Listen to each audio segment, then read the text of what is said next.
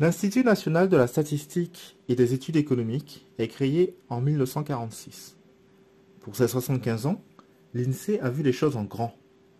En effet, l'Institut a collaboré avec la SNCF dans le cadre d'une grande exposition qui décrypte la société française d'hier et d'aujourd'hui, à travers l'évolution des sources statistiques mobilisées et le développement du numérique. Cette exposition se déroule dans 26 gares de France. En Île-de-France, 3 gares sont concernées.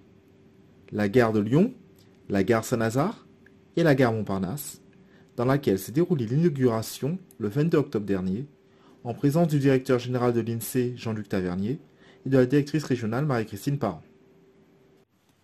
Retour sur quelques affiches présentant des données nationales et quelques zones régionaux. En termes de démographie, depuis 1946, la population est passée de 40 à 65 millions en France métropolitaine, 67 millions France entière, dont plus de 12 millions en Île-de-France. La population française a vieilli. L'âge médian est désormais de 41 ans contre 34 ans en 1946. L'espérance de vie a beaucoup augmenté, plus 16,4 ans pour les femmes, plus 16,3 ans pour les hommes. C'est comme si une femme, née en 1946, avait gagné 6 heures de vie par jour depuis sa naissance, et un homme, 5 heures de vie par jour depuis sa naissance. Cependant, elle a baissé de 6 mois en 2020 à cause de la pandémie. La mesure de l'emploi en historique mobilise plusieurs sources dont le recensement de la population et l'enquête emploi. Sous l'effet du baby-boom, d'un apport migratoire important dans les années 60 et de l'augmentation du travail des femmes, la population active a fortement augmenté. Mais comme l'emploi n'a pas augmenté d'autant, le chômage quasi inexistant en 1946 s'est envolé. Par ailleurs, pour la première fois au niveau national, en 2020, les cadres sont plus nombreux que les ouvriers. Les premières enquêtes budget des familles datent de 1946 et le cadre des données de comptabilité nationale a été créé au début des années 50. Ainsi, depuis 1960, la consommation des ménages a été multipliée par 4,6 en volume. Mais comme sur la même période, la population a elle aussi augmenté, au final, la consommation par habitant a été multipliée par 3,2. Les dépenses contraintes pèsent de plus en plus lourd. Ces dépenses dites préengagées pèsent aujourd'hui 30% dans nos budgets contre 12% en 1959. Les concepts de niveau de vie ou d'inégalité n'étaient pas mesurés en 1946. Néanmoins, des méthodes statistiques permettent de les estimer à partir de 1970. Ainsi, de 1970 à aujourd'hui, le taux de pauvreté monétaire est passé en France de 16,8% à 14,8%. Il est de 15,6% en Île-de-France, c'est la région avec le plus haut niveau de vie médian, mais aussi la région la plus inégalitaire. Paris est le département français avec le plus haut niveau de vie, tandis que la Seine-Saint-Denis présente le plus faible de métropole. Depuis 1946, le pouvoir d'achat des ménages a nettement progressé. Les premières remontées sur les salaires datent du début des années 50. En 2018, le revenu salarial moyen français est de 2 370 €. Cependant, celui des femmes est inférieur de 23% à celui des hommes. Cet écart était de 34% en 1995.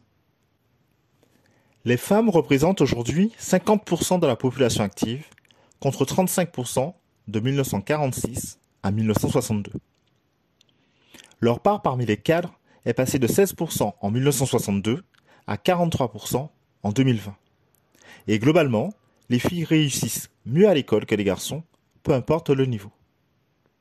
En termes d'éducation, le niveau des Français a fortement progressé en 75 ans. L'âge de fin d'études est passé de 14 ans et demi vers 1960 à plus de 20 ans en 2019. Sur le marché du travail, les personnes peu ou pas diplômées, titulaires au plus du brevet, représentent 12% de la population en 2018 contre 90% en 1946. 90% des ménages ont maintenant accès à Internet et 83% des ménages sont équipés en ordinateur contre 45% en 2004. Concernant les logements, le recensement de 1946 est très difficile à exploiter en raison des reconstructions d'après-guerre. Le confort des logements s'est beaucoup amélioré, mais en 1978, encore un logement sur 4 n'avait ni baignoire ni douche. Les Français plébiscitent les maisons individuelles et 58% des ménages sont propriétaires de leur résidence principale. Ils étaient un tiers en 1954. En 1946, la statistique ne reconnaissait que les familles dites traditionnelles.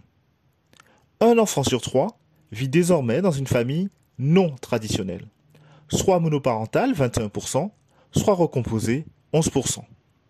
Aujourd'hui, le mariage devient de moins en moins fréquent. Il y a presque autant de Pacs que de mariages. Durant la crise sanitaire, l'INSEE a su éclairer le débat public avec la mobilisation de nouvelles sources et techniques. Cet effort exceptionnel a permis d'exploiter des données nouvelles ou à haute fréquence pour mesurer l'activité économique et l'impact démographique de la pandémie. Par exemple, en 2020, plus 9% de décès en France et plus 20% en Île-de-France.